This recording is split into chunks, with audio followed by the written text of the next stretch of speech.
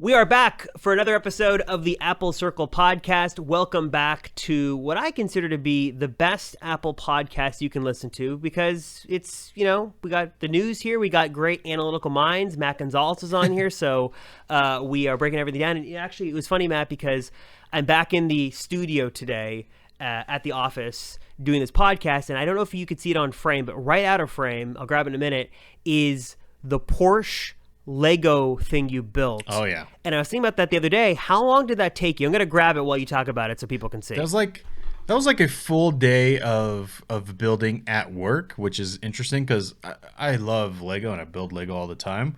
So I'm pretty fast at it. I can get a big set. Like the last big set I think I built was the Millennium Falcon, kind of hard to say, from Star Wars. I got that a few months ago. I built that like in 2 hours. So I'm pretty good at it, but when you're doing it at work, it's a whole different thing because we had to film it. It was crazy, but yeah, that thing is still kicking around. Surprisingly, it's missing parts. Like the wing on the back is definitely not as it should be, but hey, still. I'm looking at it now. It's collected some dust, but it looks really good. I was always horrible at this, and I don't know all the intricate details that went into this, but man, this looks pretty cool. I was just looking. Oh, I live right now just broke something off the back. See, so told you. Sorry, that was me. But it's just cool. We have so many knickknacks around here. But anyways, I digress. As always, we love to talk about the Apple news every week and get your input as well. So if you have feedback, which we actually got a really good topic today suggested by a listener, so thank you very much in advance, you can let us know. Number is 949-354-3508. Give us a call, give us a text. If you want to know what Apple product to buy, what to skip, should I upgrade the RAM? Is it worth it? What are your thoughts on this? Or if you have a thought on iPhone 14 or anything kicking around in your mind, let us know at that hotline. Matt, I'm going to return this partially, very minorly broken Lego. But tell me how you doing. How's your week going?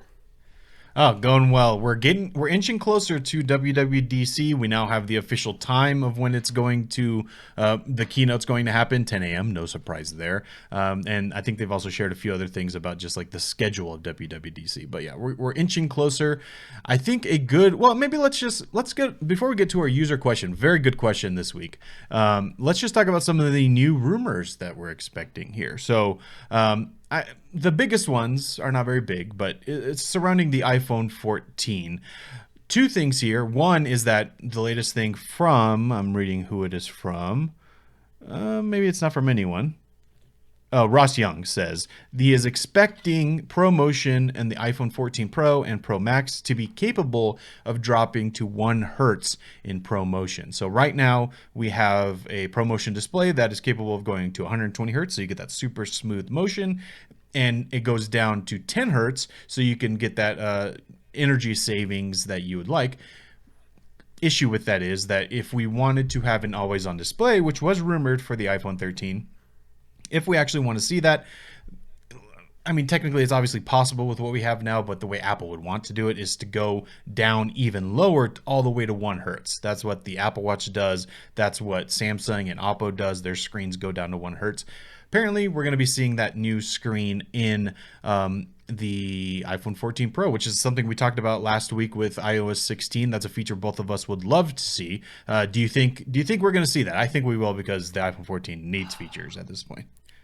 I hope so. And it was interesting because last year, that was a big part of the 13 Pro rumor cycle, but I guess maybe just the refresh rate wasn't low enough that even, for what is the lowest for ProMotion? Is it 10 or 30 hertz or something? It's pretty low, but not low enough for static sort of information incrementally being upgraded, or updated rather. But I'm all in it. I love on the Apple Watch, one of the biggest game changers for me was just having the always on display. And I know that with the phone, it's not as useful, but if I could just sort of glance down and see the time and maybe just a little app icon of hey, there's a new mail message here or a new text message. You don't have to show me the whole thing, but just a little preview. I'd love that. And that would be sort of a nice sort of icing on the cake as an upgrade for sort of the Pro series on the 14. Yeah, I agree. I mean, I have it, for instance, I've got my Pixel 6 Pro right here, and that has an always-on display, which you probably can't even see in the video version. You can kind of see it in the video version. But it's nice. I've used plenty of always-on displays before, and they're nice to have. It's just not a feature that on the phone, especially, I really care all that much about. But I would like to see Apple try it and see what their version of this will be. Is it going to be just like the Apple Watch, where it's basically the exact same thing, but it's just always on. Like I can actually see a world where the lock screen and your wallpaper is all, or maybe not your wallpaper, but like maybe there's a dark version of your wallpaper and it just kind of always looks like your lock screen and it's just always on. I could see that actually being possible, but I don't know. I like to see Apple take a crack at it, give us something maybe a little different than what we have on the Android side of things. I don't think they're going to do that, but it would be nice to see. The other thing, kind of keeping in trend with the front of the iPhone. Apparently, I didn't. Is this a new rumor about the front-facing camera? I hadn't heard this, but apparently, the iPhone 14 is going to feature a new high-end front-facing camera. It's going to have autofocus, and the rumor or the story with this is that this is going to cost Apple 3 times more than what we currently have, which is a lot for Apple. But hopefully that means that this is going to be a good camera if it's costing that much more. But I don't think we've heard this before, right?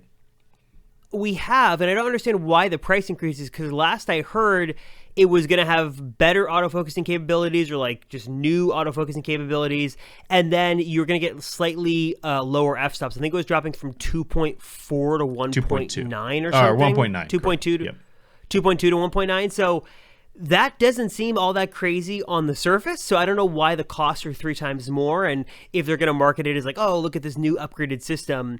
But that is sort of one of the rare benefits of all iPhone 14s, because we've talked about before how the iPhone 14 Pro is going to get that big old 48 megapixel main camera, right, and that's going to be great. But looks like all iPhone 14 models at least will get this upgraded selfie camera, which is nice. I mean, that's a little bit more light in there. Yeah. It's a little bit more autofocusing capabilities. Is that really going to be a marketably better feature? It doesn't sound like it. Yeah. I don't know.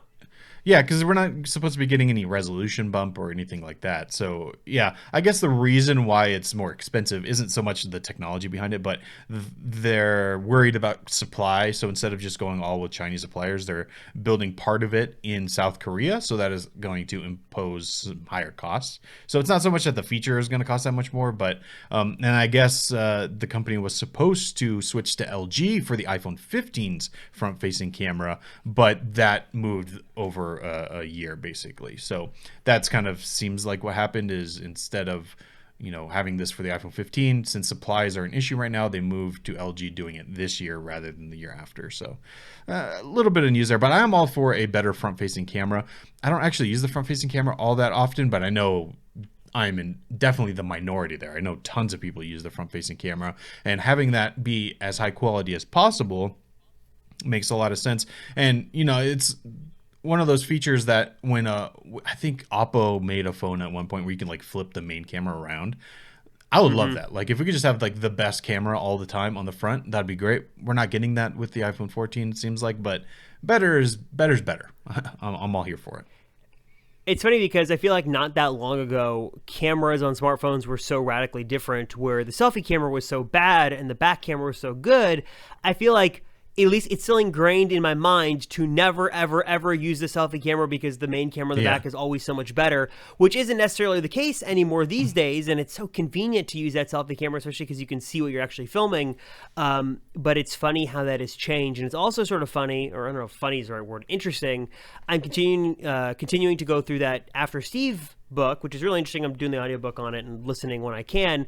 But there's a whole section in there about Tim Cook and, how he was the logistics guy and how he really mastered the supply chain. And he was on the ground floor in China at the factories examining all the stuff. And even how Johnny Ive was really there, like on the floor looking at the stuff.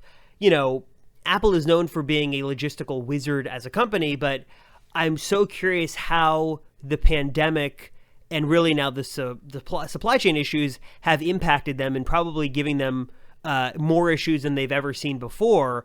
And even if you go to the Apple website now, ordering a number of new products, MacBook Pros, Studio displays, Mac Studio, basically like any of the big stuff, it's delayed months and months and months. It's like a Tesla these days. It's like you order it now, you're going to get it like in 6 months. So just interesting to sort of see the supply chain issues. And I can't even imagine what Apple is doing right now to combat it for iPhone 14 to like get these made as fast as possible and get them assembled, because they know that they're going to launch in September and there's going to be this crazy demand.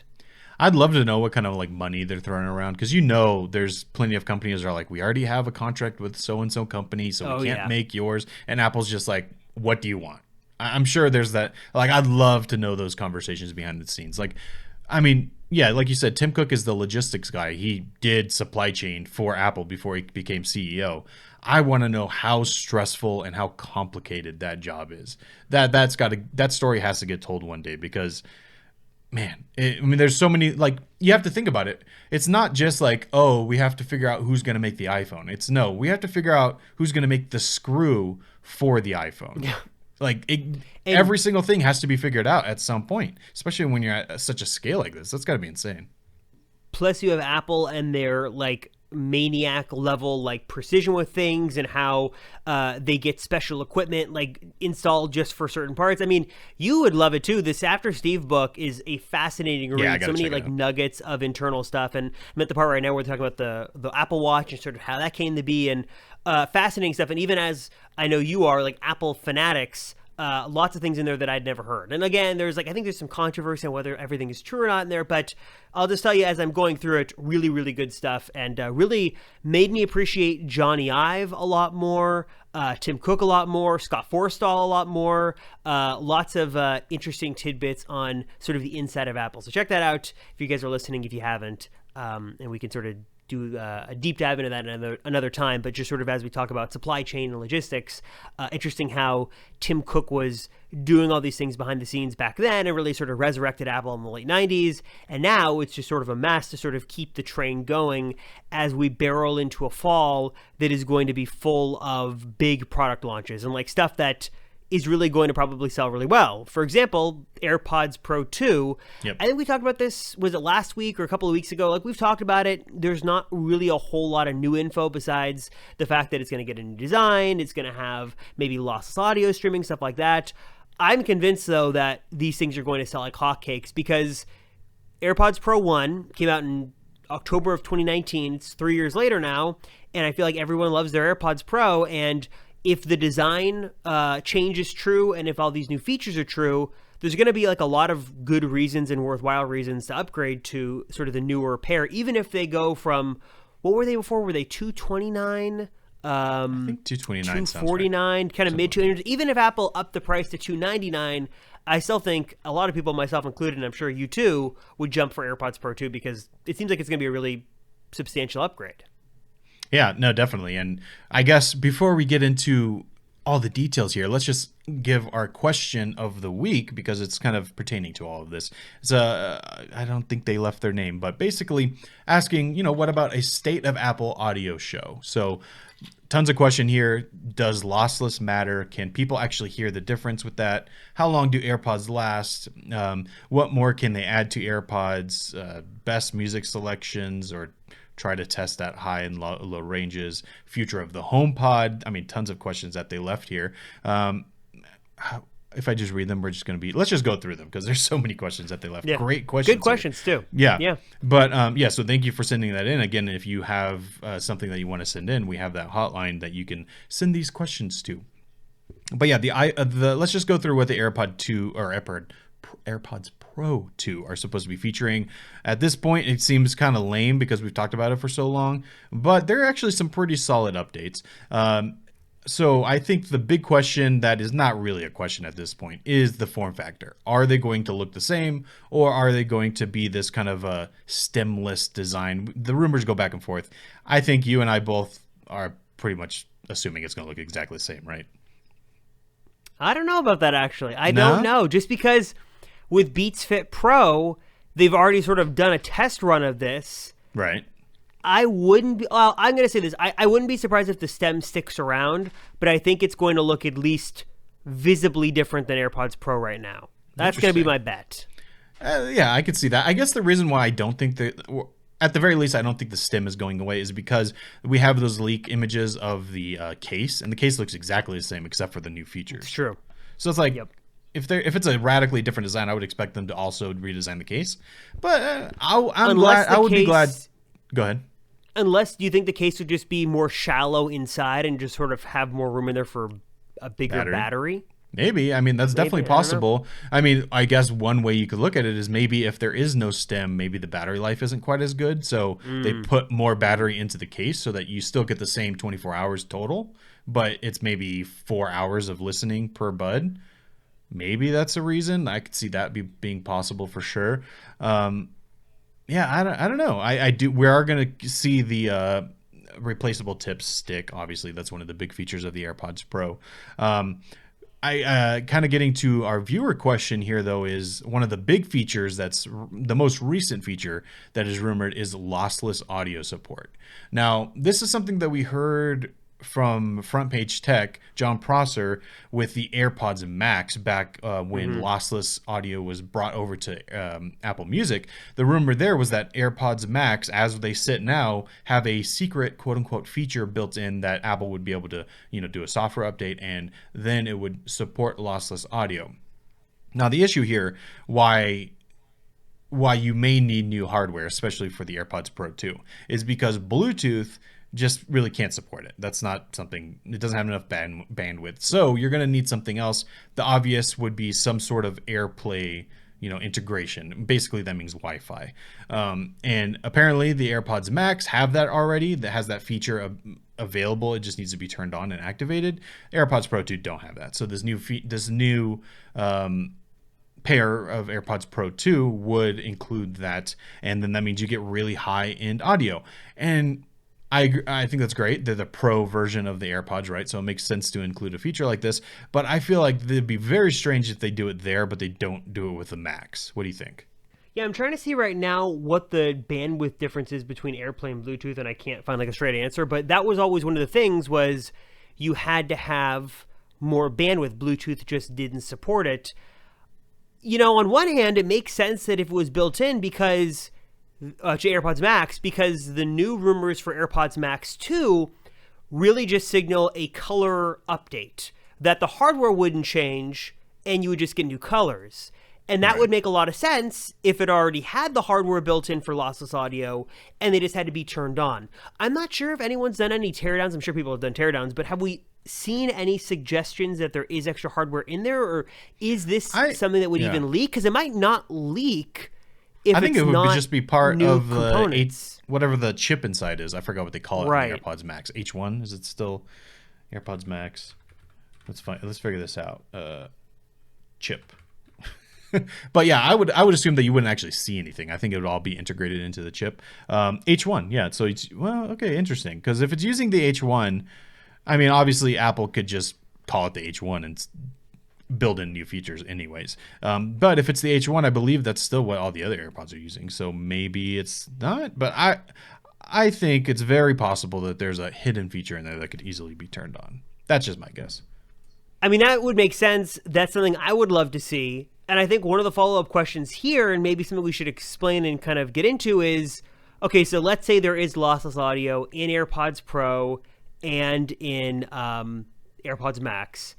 Does it even matter? Could you hear the difference? I think, Matt, you're more of an audiophile than I am. So tell me what the difference is and who is going to notice and who's really going to care. Right. So lossless audio, I mean, there's a whole range and variation of audio codecs and audio qualities. Basically, when you get to the lower end, it's just more compressed so that you have smaller file sizes. You could do things like streaming. But but if you want to get the absolute best quality, you have something called lossless. And this is basically, I guess the way to think of it is like it's a one-to-one representation of what the person who made the audio wants it to hear. Like it's as good as it gets in terms of a file format. And there's different file formats to get this lossless, but basically it's a one-to-one representation. Now the thing is, not every pair of headphones, not every hardware that you have will actually be able to represent that auditorially, I guess. I don't even know if that's the right word, but like the audio that you're listening to on certain headphones, even if you're listening to a lossless format, won't be able to represent it. And there's a few reasons for that. One is just the actual hardware of the headphones. Maybe it's just not very good. If it's cheap and it's just not made well, then you're just not going to be able to hear it. Another would be the digital to analog converter. And this is more for when you're plugging in actual analog headphones, less so. I mean, everything has this, but The digital to analog converter takes that digital signal from your phone that you're hitting play on the song that's digital. It converts it into analog signals that the headphones can then process into the sound.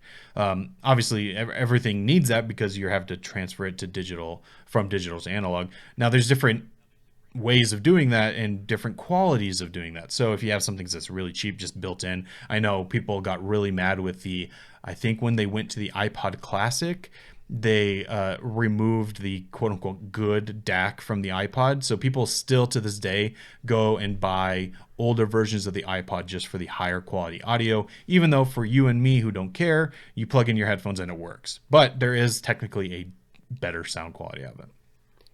Well, I will say too that. Well, go ahead. Yeah. Okay, I was going to say, just from my personal experience as sort of a dumb person who doesn't understand all this stuff, when I have AirPods Max on, like I do right now, and I listen to the highest quality song in Spotify versus a high-end stream from Apple Music, I do notice a difference. Right. And I don't know if it's on all speakers, whatever it is, but even just like as a blind sound test, you can hear it just sounds a little bit more clear, a little bit more crisp. It's hard to sort of explain, but there is a difference that you can notice, even if you don't know what to look for, just by the audio quality. Even in my car, streaming through Spotify is okay, but if I stream through Apple Music over Bluetooth, it just sounds noticeably better. Right, exactly. So that's the AirPods Max do have really high-end audio equipment built in, right? So the speakers inside of the AirPods Max are actually very high end and very good quality. So when you you actually hear the differences compared to something like Spotify to Apple Music with the high res audio. And I agree. I totally hear the difference. It's really the main reason why I use Apple Music and not just Spotify all the time, because I paid for the AirPods Max, so I want that quality difference. The question isn't so much, is there a difference between high-end audio and low-end audio? That's very clear, and I think most people would be able to hear it. Whether or not you care is a whole different question, but you should be able to hear the difference.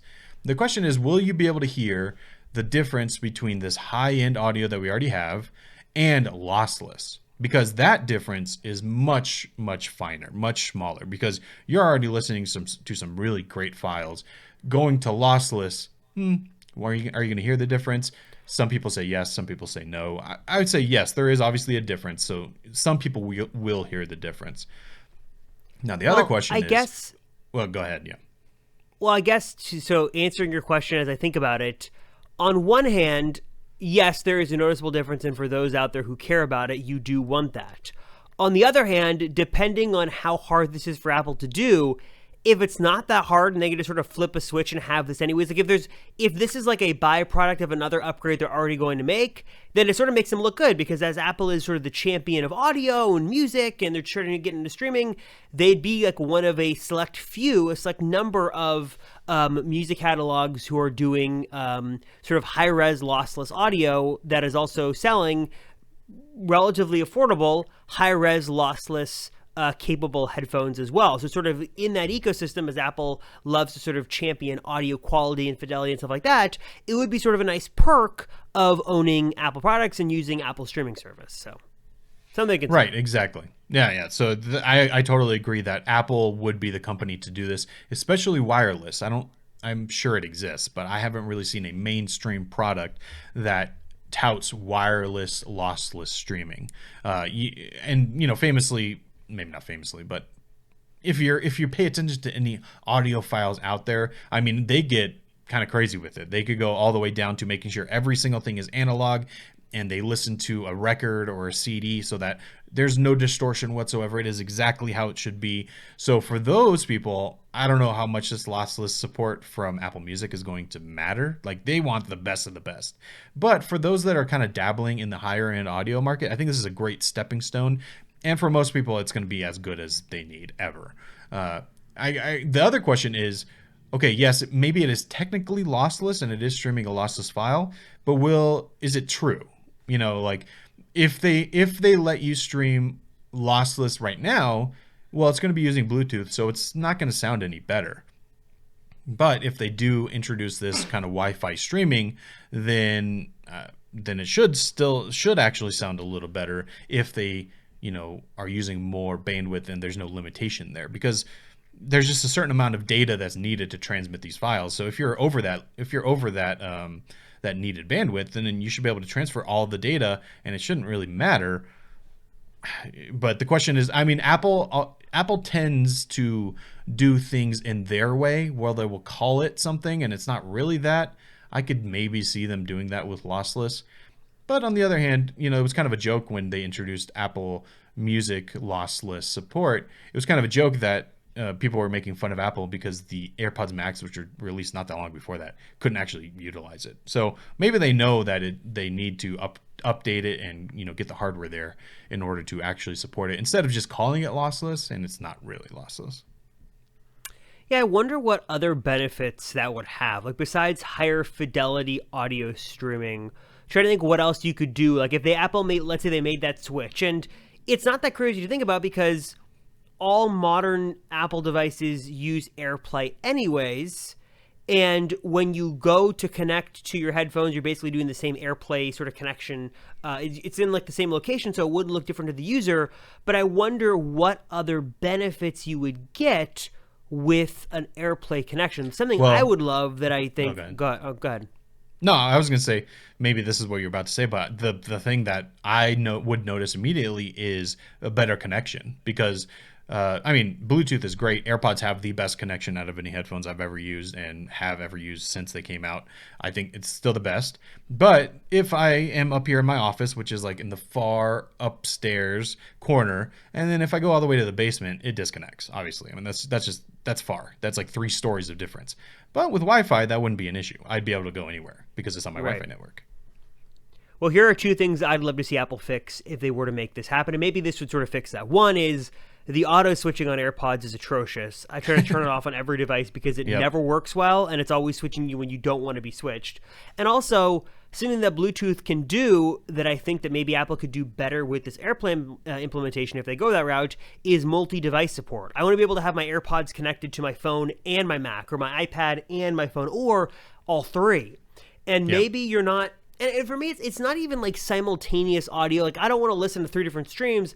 I just want to be able to switch through back and forth between them. Back and forth between them seamlessly and easily. And I guess that's the idea of sort of the automatic switching, but it just doesn't work. So if I could sort of be connected to all 3 at once, and then I could at a moment's notice just switch over, that'd be great. That's what I'd love to see. That's sort of my biggest issue with all AirPods products now, is the automatic switching just sort of is awful. Yeah, I agree. It works when you don't care about it working, and then when you need it to work, it just doesn't work. Right. That's what it feels like. Or it'll work between your iPad and your iPhone, but if you want it to work from the Mac has just always had issues with this for some reason. The Mac is always a problem.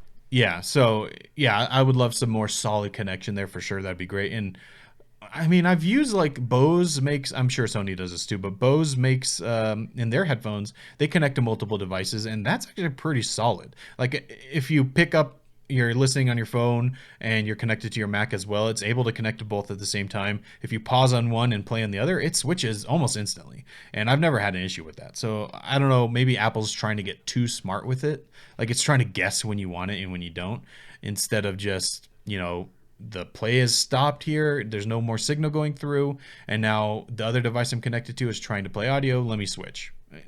Obviously that's what Apple's trying to do, but it doesn't work very well. I'm trying to think of what other things, like if they added a more connected feature.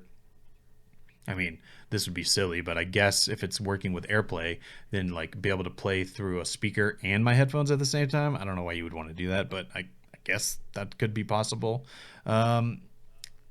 Yeah, I don't know. I'm trying to think of what else they can add, but it's really just those simple things. I mean, because if they perfect those things, you have the super high res audio, you have the super strong connection, and able to switch seamlessly, then I mean those are big features to get right. And there's also rumors now that they're going to build in some kind of fitness monitoring into the AirPods Pro themselves. That alone is another really cool feature. And I think we talked about this before. My question is, does it complement the Apple Watch? Is it a replacement to the Apple Watch? Can you use both simultaneously? Because if I'm already wearing the watch, I don't want to have, conflicting data. But if I could capture extra data by having AirPods Pro in my ears when I work out, which is already the case, that'd be super cool. And again, sort of we're already building and building up to a really big upgrade that I think is setting up these new AirPods Pro for a lot of success. Even if half the stuff is true, I still think it's got a good shot of being very successful. Oh yeah, definitely. I think these are going to be a hit. I was looking. I'm trying to find the actual article. Well, let me see if I find it here. But basically, it's from Apple for the Swift. Oh, here it is. Apple is giving AirPods Pro to Swift Challenge winners at WWDC 2022. It's like, that's kind of a slap in the face. It's like, we're coming out with these new ones. Like, these are 3-year-old. Or we got some inventory to get out of here. It's like, would you like an iPod Touch too? I know, exactly. But maybe they're going to be giving AirPods Pro, but it's AirPods Pro 2 because they're announcing them at WWDC. That would be nice. I don't think it's going to happen, but that'd be great. I'd love AirPods Pro. Like I said before, one of those Apple products that I would buy instantly just because I use it every single day. AirPods Max, I use these every day too, but AirPods Pro they're versatile, they're compact, you can take them around with you, they sound really good, they're great for music, for calls, for whatever. There's just like, I have very little to complain about with them, and I love them so much that I would buy them again in a heartbeat. So I'm ready for AirPods Pro 2. I'm ready. I was just checking, and AirPods Pro and AirPods Max did get the update where it should be able to find you should be able to find it just like AirTags. It just doesn't have the ultra wideband tech, so you can't use your phone to get the arrow to find it instantly. But it's supposed to use a Bluetooth beacon very similar to AirTags, and it kind of works. Like if you go into the what's it called? Find My app. It looks better than it used to, but I agree it's not as reliable. I've found every time I've needed to do it, it's like kind of hit or miss, especially with playing the sound. That's the part that never really seems to work. I'm trying right now, so I know for a fact my AirPods Pro are right now at home on my desk in the case, and it just says to me, no location found. So I can't do anything. I literally cannot see anything about them. It just says no locations. Oh, here we go. Okay, never mind. It just updated. It said 54 minutes ago they were at home. Okay, so I got something. But if it's using to find my network, why wouldn't it be an instant? Why wouldn't I know where they were right now? Something just seems weird about it. It's just been so unreliable for me. Yeah, but I think if they can build in the full AirTag functionality, then that'd be the way to go. That'd be nice. Unless you want to be one of those people that buys like one of those AirPods cases with an AirTag slot in it, so you have this huge chunky thing that you have to carry. I will say I have an AirTag in my wallet and my keys.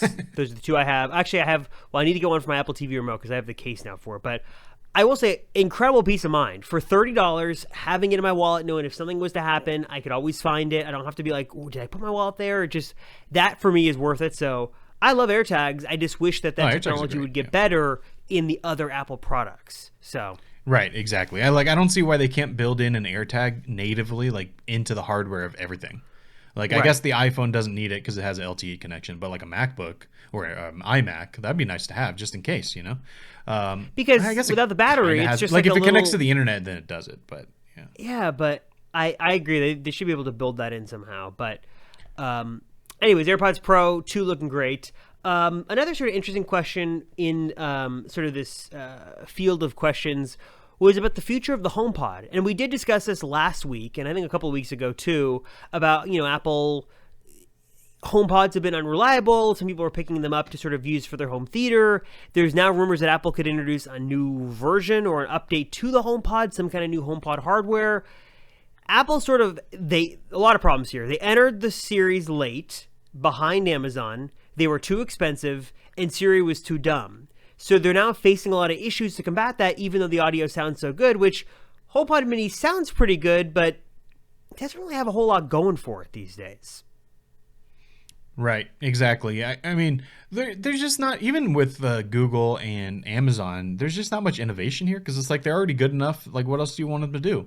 And I guess from Apple's perspective is they don't have a big speaker anymore, right? Because they discontinued the original HomePod. Every other company like Google and Amazon have multiple big speakers that have really good sound quality. So Apple, I think, does need to enter that market again. And that's kind of what the latest rumor is. This is from Ming-Chi Kuo. He's saying that Apple's targeting Q4 of this year or Q1 of next year to introduce the next HomePod model, and this, according to him, is going to be the larger model. So, the big HomePod is coming back, but should be cheaper than what we had before, hopefully, because that was definitely one of the biggest issues. Also, he said that there's not going to be much innovation in hardware design, which I don't really think is that big of a deal. But if we have a cheaper, better sounding speaker from Apple than we have now, I think that's a good thing. And that's something, I mean, I would buy one. I've converted over to the HomePod network and I love it. And it's great for what I need it for. And I keep debating, should I buy another big HomePod from like eBay, because I love the way it sounds, but it's also like at some point they're going to stop supporting it. Right. So I'm just deciding when I should do that. Now it seems like I'm going to wait because these seem to be coming. I guess the other question is, we did hear rumors that Apple is working on a HomePod with a screen, but I don't think we've heard anything recently about that, right? No, it was like that. Like one thing I think came out from Mark Gurman of Bloomberg. Yeah, that was working on it, and it's just sort of interesting because, like you said, I feel like there was like a race to innovate in this space for the home. Like we're gonna make all these speakers and all these things, and Amazon's gonna put screens on everything and put Alexa everywhere, and they did that, and now it's sort of like, okay, so we've got the hardware, but what are you gonna do with it? Google's got hardware, Amazon's got hardware. I just don't know what Apple could do with a speaker with a screen built in there, what it could do differently, what it could do well, and how much it's going to cost that would make it worth it. Because, I mean, I guess, okay, so it sounds really good. I could do like FaceTime calls, maybe like move around to follow me. But what would the purpose of that be? And like I'm trying to think of like what the advantages of Apple getting into that space, because I don't really see it from the surface. Well, I think the main thing is not so much that they would do anything crazy innovative, but mainly just that they would have something in that space, just like the competitors do. Because Amazon has their Echo Show 10 or whatever it is that spins around wherever you are. It has a good speaker in it. Google Nest has their Home Hub, which has a big screen in it. So it's like Apple just needs to have one. Whether or not it needs to be super innovative, I don't even know if it needs to, but I think the advantage of it is that it would have FaceTime built in. It would have all your HomeKit stuff built in, right? So that's the advantage, not so much the hardware itself. Yeah, I wonder if it'd be sort of like the iPad OS where you could like show recipes on there. Like, would it be a modified version of iOS? Would it be its own sort of interface, or sort of like other Apple products we've seen where it's like a stripped down version of it? I'm trying to picture this. Well, didn't we hear rumors of Home OS being a thing? Like, isn't there we did code about that? Well, we did hear that, but I also think like, okay, so Google's doing it, Amazon's doing it, other companies are doing it. Is the market for home speakers with a screen in it that big? Like, I just like, is it really worth all that time and R&D to put a screen in the middle of your kitchen? I think that the biggest reason for that would be for like phone calls and I guess FaceTime calls if it's from Apple. I think that's a big one. I know that my parents use that, for instance, with the Amazon line, and they also use it for like recipes and stuff. I know that's what's always advertised with these screens in your kitchen. I've personally never used it like that, but my parents use that all the time, and I know other people that do that as well. I think it's just nice to have an always on display that's kind of like, I mean, as Google or Nest calls it, it's your home hub. It's like where you can just kind of get a lay of the land of what's happening in your home, whether that be notifications, whether that be a doorbell, whether that be your HomeKit, everything like that. I think there's a case to be made there. Whether or not I need every single feature of it, I don't know, but parts of it are cool. I will say one advantage that I do see is the idea, and it sounds simple, but it's like smart photo frames are making a return, like they're making a comeback. Yeah. And if you could have like this super sleek Apple device that had a really good speaker, had the camera, but like when it was idle, you could have it just cycle through your photo library, that would be a big deal. And I'm using right now iCloud Photo Library, what's it called? Shared folders. I have like a folder of like all my like baby pics, and we share it with like my parents, my wife's parents, like family members. Like it's like the place, and it's really easy and it works really well, besides an error that I'll talk about in another episode, just stupid Apple thing. But if like that could be like a gift, it's like, hey, I'm going to give you this really cool thing, but really it's just always going to download the latest pictures of the baby for you to see. Actually, that might be like on my list to like get my parents and my in-laws. Like I could actually see that being a persuasive thing. I know that Google sort of does it, and Amazon they both do it. But for those in the Apple ecosystem and those who rely on this, which is everyone I can think of, that would actually be a really compelling feature that might just make it worth it, just for that alone. Yeah, no, definitely. And I think if Apple did make a speaker like this, they would absolutely include that. Especially because if you remember when the first iPad came out, it had that mode. You could, when you unlocked it and you had it docked, you can click that little photo frame button and it turned into a photo frame. So, well, you know what's weird too is that I might be wrong on this, but I looked the other day. I didn't see that option on the Apple TV.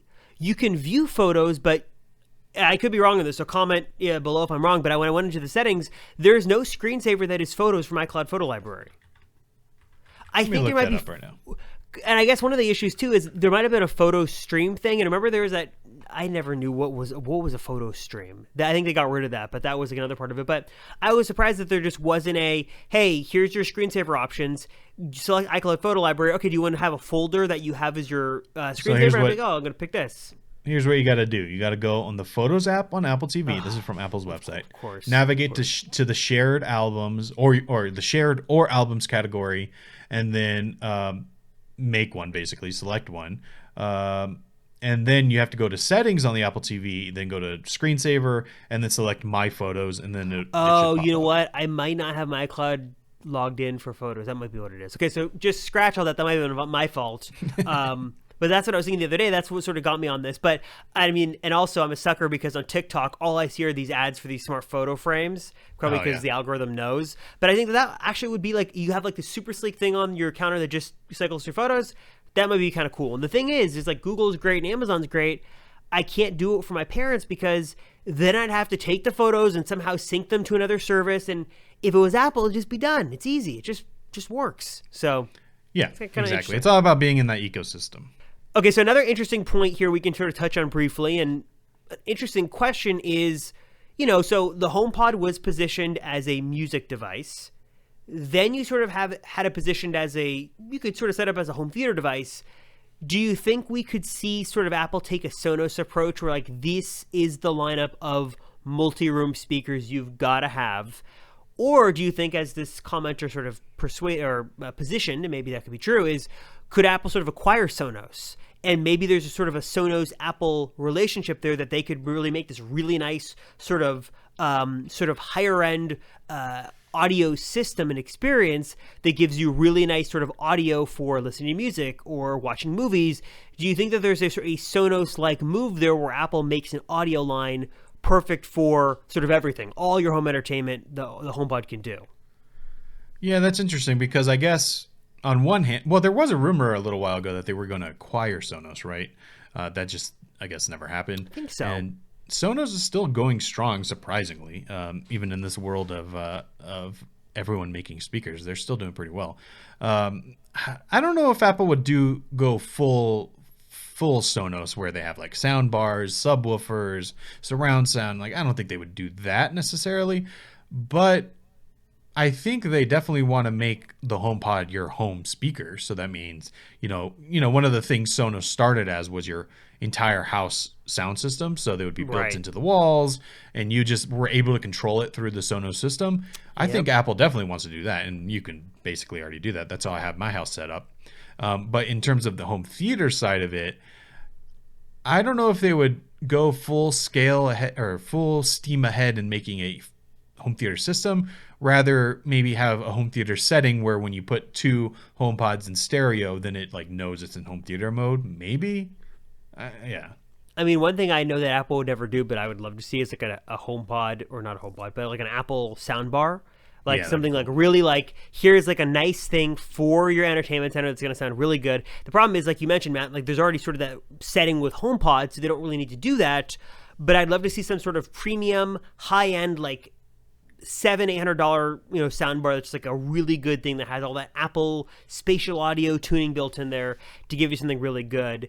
And I feel like I don't think they will do it, but I think a home or a soundbar is possible. Yeah, because it sort of makes sense. the marketing makes sense because it's like, we have Apple TV Plus. We want you to experience it the way Apple intends. It's perfectly tuned for Apple TV Plus. It also acts as a speaker, obviously, or not a speaker, obviously it's a speaker, but as a smart speaker. So it has a Siri built in, and it acts as a home hub for your HomeKit. Like, there's definitely something to be said about it. And It's got Apple TV built in. Yeah. Ooh, maybe there you go. Yeah. I mean, we could have heard not so long ago about Apple rumored to be making like a little Apple TV stick, something cheaper, but that also would make sense. And I guess Matt and I were going back and forth about TVs, and I was sort of like looking at like, okay, what's the best soundbar these days? It's like not crazy, and no surprise, Sonos, like the Sonos Arc is supposed to be like a really good, it's like if you don't want to go all out on speakers, it's like a plug and play solution that just works. It's not cheap, but it's supposed to be really good.